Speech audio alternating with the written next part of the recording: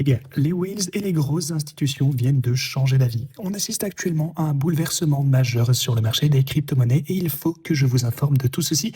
Il faut surtout que je vous prépare à ce qui risque d'arriver par la suite. Alors, restez avec nous du début jusqu'à la fin. On a beaucoup de choses à aborder, donc je vais vous communiquer toutes ces infos. Bienvenue à tous, je m'appelle Maxime et je vous apporte chaque jour des nouvelles vidéos en français sur les cryptos si vous êtes nouveau sur cette chaîne. Alors, soyez sûr de vous abonner et d'activer la cloche dès maintenant. Ceci dit, allons droit au but. Comme toujours, concernant le Bitcoin, eh bien, comme prévu également, on vient d'atteindre ma ligne orange des 94 800 $, donc le fameux seuil des 95 dont on parlait il y a... eh bien, ça fait un sacré moment qu'on surveille ceci. Et ceci fait suite forcément à un breakout finalement assez convaincant après plusieurs fois sans jamais avoir trop de force. Finalement, on a franchi la ligne orange des 88 400. On a observé plusieurs chandelles vertes très largement bullish. Donc, ce que je vous ai dit précédemment, c'est que chaque fois qu'on atteint cette ligne orange aux 88 200, eh bien, on avait généralement beaucoup de mal à la franchir. Cependant, lorsqu'une chandelle verte s'est clôturée avec plus de conviction au-dessus, que la situation semblait plus prometteuse, eh bien là, j'ai précisé, et pour le coup, ça concordait également avec quelques graphiques que je vous ai présentés il y a quelques jours, et donc tout ceci nous suggérait également une belle progression à entrevoir au court terme. Donc, je vous affirme depuis les quelques dernières vidéos qu'on risque au minimum de venir atteindre les 95 000 $, et qui constituera le premier point de résistance majeur dans la remontée, et c'est exactement ce qui vient de se produire. Donc, on avait bien touché ma ligne orange tout pile sur ce niveau ici, et depuis, eh bien, on a observé un léger pullback.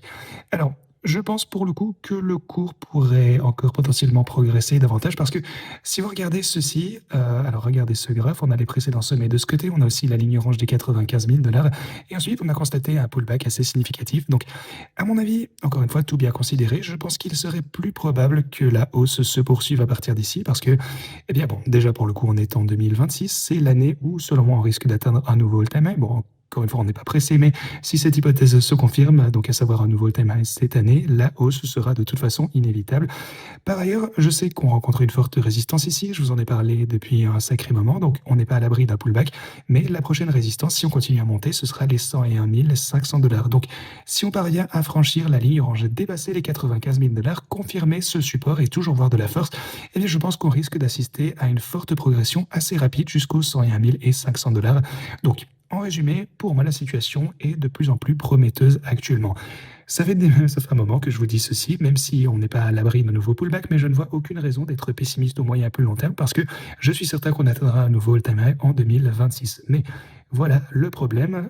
Alors ici, lorsque je vous ai annoncé une nouvelle rechute, et je vous ai dit que c'était une bonne opportunité d'achat et qu'on allait probablement atteindre un bottom quelque part dans cette zone et qu'à partir de là, on risquait de remonter. Et la plupart des gens disaient non, on risque de chuter jusqu'aux 70, 60, voire même 50 000 $. J'ai pu voir passer ceci. Certains prédisaient même une chute aux 20 000, tout comme les gens qui disent que le Bitcoin va chuter depuis 10 ans maintenant. Donc, tout comme on était trop pessimiste il y a un moment, on a tendance à devenir trop optimiste trop vite dès qu'on repart un petit peu à la hausse. Alors, ce que j'aimerais vous montrer, ce sont les taux de financement et les positions ouvertes, la situation un petit peu du marché, et vous verrez si l'optimisme est excessif ou non. Quoi qu'il en soit, de manière générale, même si on a atteint un niveau de résistance, je pense toujours qu'il faut rester prêt à des pullbacks. Bien entendu, si on franchit tout de même la barre des 101 500 $ à la hausse, il faudra tout de même s'attendre à des moments, eh bien, comme c'est le cas depuis des mois maintenant, où la situation n'est pas favorable. Globalement, si vous conservez vos positions pour les 3 prochains mois, je pense qu'on risque d'observer une forte hausse durant cette période et même une tendance haussière générale tout au long de 2026. Donc, tant que vous êtes préparé au repli, tout devrait bien se passer, quel que soit votre type de position longue, sauf bien entendu si il ne s'agit pas d'actifs de qualité comme le Bitcoin, Ethereum ou Solana. Je pense que ce sont les seuls cryptos qui risquent de continuer à avoir de belles performances. Donc le niveau des 101 000 est précisément celui qu'on doit surveiller de très très près ici, outre bien entendu la ligne orange des 95 000 $ avec laquelle on se bat actuellement. Techniquement, on ne l'a pas encore franchi. Bon, au moins, on est revenu un peu la titiller. C'est déjà un signe de force, mais il faudra bien sûr clôturer au-dessus et confirmer ce support. Et puis, on a les 100 000 $, bien entendu. C'est un niveau psychologique. Donc, on a encore des importants obstacles à franchir ici. Il faudra surmonter ces difficultés. Mais à part ça, je pense que la situation est, quoi qu'il en soit, plutôt favorable, même si, comme je vous disais, il faudrait rester prudent au court terme immédiat, parce qu'on est juste en dessous d'un niveau de résistance. Mais quoi qu'il en soit, je pense que les perspectives sont plutôt bonnes actuellement pour le Bitcoin. Même chose du côté de l'Ethereum ici, on est sur le point de franchir la barre des 3262 $. On va déjà voir si on peut parvenir à ceci à la fin de la journée. Donc, Si jamais c'est le cas, je prévois une hausse vers les 3618. Pour Solana, on est en train de franchir un point clé ici. On devrait également confirmer ce support. Et dans ce cas, eh bien, je m'attendrai facilement à ce que le Bitcoin atteigne les 150 000 dollars rapidement. 150 dollars, bien entendu. Alors, si vous regardez les marchés traditionnels, ça pour le coup, c'est bien. Ça donne un petit coup de pouce ici. On est en train de monter. L'or, le cours de l'argent est en train de remonter également. Mais les marchés des cryptos, pour une fois, surperforment ici, du moins pour le moment, par rapport au reste du marché. Et on assiste actuellement à un gros changement majeur. Je pense que c'est vraiment la transition importante qui est en train d'arriver sur le marché. Je vais vous expliquer de quoi il s'agit. Mais premièrement, pour mes stratégies de trading, eh bien, elles se portent plutôt pas mal. Alors, mes deuxièmes stratégies, donc mon deuxième bot Solana, mes deuxième bot Bitcoin et mon deuxième bot Ethereum génèrent des profits considérables. Si vous regardez mes principales stratégies, alors celle que j'ai ouverte en premier, eh bien, vous pouvez constater déjà que le bot Solana est toujours dans le rouge, mais il regagne une partie de ses gains précédents et compense une partie de ses pertes, bien entendu, grâce à l'algorithme de Gris. Vous savez comment ça marche. Du côté de l'Ethereum, eh bien, il est lui aussi en train de générer des profits appréciables ici. Bon, encore une fois, c'est pas terrible, mais c'est mieux que rien. 50 000 dollars en profit ici. J'avais perdu plusieurs centaines de milliers de dollars auparavant. Et pour le coup, ma stratégie Bitcoin, qui avait perdu près d'1 million de dollars il y a quelques jours, je pense, n'est actuellement que en négatif de 477 000. Donc on verra si ma patience sera récompensée ou pas. Comme vous le savez, je vous dis depuis longtemps que la tendance va s'inverser et c'est déjà ce qu'on a pu faire il y a 2 ans. Donc voilà, je vais vous montrer chaque étape.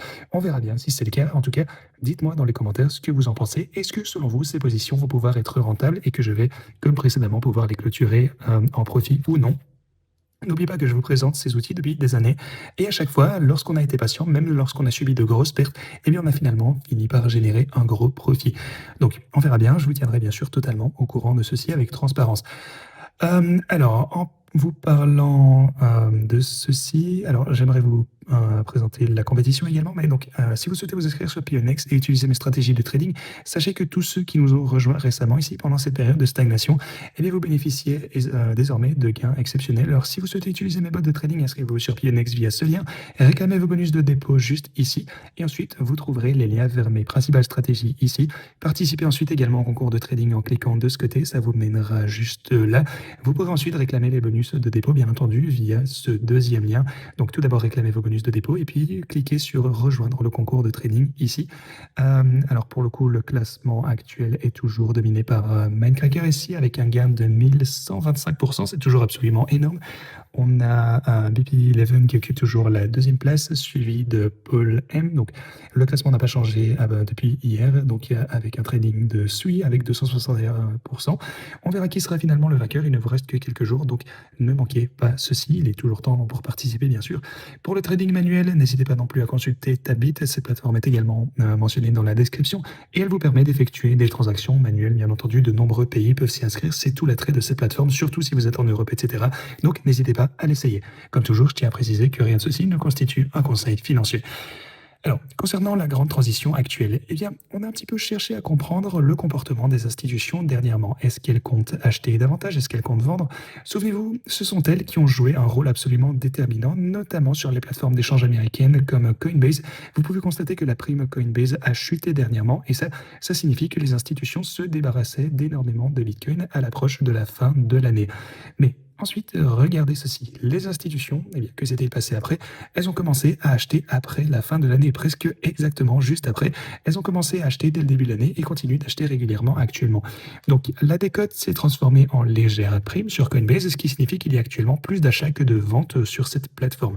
Depuis, on a recommencé à ressentir une petite décote, mais on verra si cette situation est temporaire ou non, parce que vous savez que lorsque les prix augmentent, les shorts du Bitcoin explosent et ça a tendance à alimenter la hausse lorsqu'ils se font liquider. Mais on y reviendra plus tard parce que tout d'abord, j'aimerais vous montrer que les ETF sont en forme. On observe actuellement une accélération des achats. Regardez par exemple le 2 janvier, on a eu un demi-milliard de dollars en achats. Aujourd'hui, ce montant dépasse les 500 millions de dollars. Donc, hier encore, les achats ont effectué beaucoup de transactions via les ETF et ça, c'est absolument colossal aussi. Les institutions américaines ont changé d'avis et achètent du Bitcoin actuellement. Et en plus, si on examine les données sur les options, vous pouvez constater également que les institutions parient sur une hausse du Bitcoin au très court terme. Donc, Eh bien, il existe actuellement une prime d'option à l'achat, donc des calls, qui vous permettent d'acheter du Bitcoin à 100 000 dollars le 30 janvier. En clair, ce que ça signifie, c'est que les traders avertis utilisent des options et anticipent que le Bitcoin sera au-dessus des 100 000 dollars à partir du 30 janvier. Mais alors, qu'est-ce que ça signifie? Alors déjà, c'est dans 25 jours, c'est dans pas très longtemps. Ça signifierait donc que le Bitcoin devrait augmenter. Attendez, de combien ça nous donnerait? D'environ ouais, 7% en l'espace de 25 jours, ce qui est et quand vous y pensez, c'est tout à fait raisonnable. En fait, c'est assez probable. Je trouve même que c'est relativement plausible. Et les traders d'options, donc présents ici, parient également sur ce point. Donc tout le monde a l'air d'être d'accord sur le fait que ça risque d'arriver. Or, si vous regardez aussi mes prévisions générales, eh bien, il y a de nombreuses raisons d'être optimiste quant à l'avenir du Bitcoin. Je vous ai parlé il y a quelques jours dans mes vidéos avant la forte hausse de toutes les raisons pour lesquelles je pensais ceci. Je vous ai dit que selon moi, dans un avenir prévisible, au moins d'ici les quelques prochains mois, les 3 prochains mois précisément, eh bien, le Bitcoin devrait continuer à monter et qu'il y aurait au minimum un rebond intéressant à trader. En fait, il y a vraiment de nombreuses raisons à ceci. Je les ai abordées à maintes reprises, donc n'hésitez pas à revenir en arrière pour voir mes vidéos précédentes si vous le souhaitez, si ça vous intéresse. Mais ce qui est également très important à noter actuellement, c'est que les taux de financement commencent à devenir négatifs. Alors, au moment où j'actualise cette page, pour le coup, ils sont plutôt neutres, voire négatifs. Alors pour le coup, lorsque j'ai ouvert cette page plus tôt dans la journée en préparant la vidéo, la plupart de ces taux étaient négatifs, ce qui signifie que les gens sont en train de shorter comme des dingues et ça alimente bien entendu la hausse lorsqu'ils se font liquider. Donc une grande partie de ce rallye, des pics de prix qu'on observe actuellement, eh bien en réalité c'est juste dû à la liquidation des shorts avec 330 millions de dollars qui ont été perdus durant les 24 dernières heures. Donc il est vraiment crucial de garder à l'esprit que certains restent pessimistes et continuent de shorter actuellement et ceci exerce une pression d'achat lorsque ces positions sont liquidées. Donc, il est important de noter qu'on n'observe pas encore d'optimisme excessif sur le marché et ça c'est quelque chose d'extrêmement positif alors que le Bitcoin est en train de remonter. C'est quelque chose de très encourageant qui me laisse penser qu'on a encore du potentiel de croissance. Donc, au moins pour le moment, c'est quelque chose de bien, c'est une bonne chose. Il est sain pour le marché de progresser assez lentement. D'ailleurs, un autre fait que je trouvais un petit peu étrange, c'est que les bitcoins saisis dans l'affaire du wallet ici ont été transférés au département de la justice américain vers Coinbase, donc qui est en train de les vendre visiblement. Or, Donald Trump a clairement indiqué que tout bitcoin saisi devrait constituer une réserve stratégique pour le gouvernement américain et ne devrait en aucun cas être vendu. Alors, on verra bien ce qu'il va pouvoir advenir de cette situation. Peut-être que le ministère de la Justice s'est opposé à Donald Trump, qui sait, peut-être que Donald Trump voulait qu'il vende ceci, finalement qu'il a changé d'avis, j'en sais rien, mais je suppose qu'on en saura davantage prochainement. Par ailleurs, l'énorme Whale Insider réalise actuellement un profit considérable avec 21 millions de dollars. Alors rappelez-vous, il avait perdu 70 millions de dollars sur ces transactions il y a, je pense, même 1 ou 2 semaines de ceci, et ça vous montre que la patience a encore porté ses fruits. Conserver ses positions, rester bullish et acheter à la baisse, eh bien, à payer. C'est ça vraiment la stratégie excellente. C'est exactement ce que je fais depuis des années. Et je sais que beaucoup d'entre vous ont également utilisé mes stratégies de trading pour ce faire, pour acheter à la baisse et prendre des bénéfices sur la remontée. Donc, on verra maintenant si on peut franchir le seuil des 95 000 dollars. Je pense que ça devrait bientôt être le cas. Ensuite, on pourra finalement s'attaquer au niveau psychologique des 100 000 et ensuite les 101, 102 000. Mais globalement, je pense que tout au long de cette année, le cours devrait monter. Donc, je suis vraiment impatient de voir la suite de cette aventure. Pour moi, tout semble indiquer un retour de la dynamique haussière, mais encore une fois, restons prudents. Au court terme, il faut toujours se préparer à des pullbacks, mais je pense qu'on risque de progresser lentement, mais sûrement tout au long de cette année pour atteindre un nouveau all-time high. Pour moi, le pire est vraiment derrière nous. Comme je vous l'ai dit, lorsqu'on a eu la grosse mèche pour venir toucher les 80 000, alors là, j'ai déclaré que, selon toute vraisemblance, le pire devrait être passé et qu'on pouvait maintenant espérer une reprise assez soutenue. Certes lente, comme je vous le disais, mais bon, parfois saccadée vers 2026. Ceci dit, eh bien, c'est l'année où je suis absolument certain. Alors, bon, je suis assez convaincu qu'on atteindra un nouveau all-time high. En tout cas, c'est le moment de vérité. Cette année, on verra si ça se confirme ou non. Merci d'avoir regardé ceci dit, et moi je vous dis à la prochaine.